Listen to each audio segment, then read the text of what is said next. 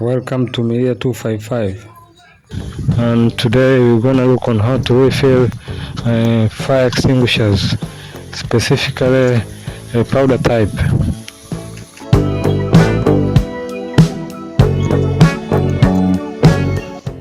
First of all, depressurize and empty the extinguisher and ensure that the remaining pressure is discharged.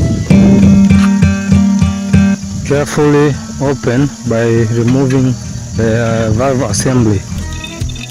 Remove the old powder as possible. Inspect and clean well the valve assembly and regrease. Where possible, you can use anti-rust to clean well,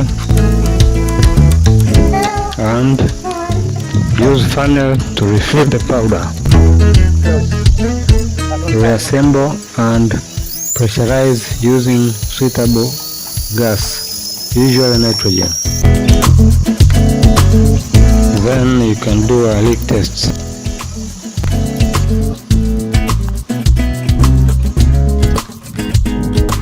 Kindly like and subscribe this channel for more information.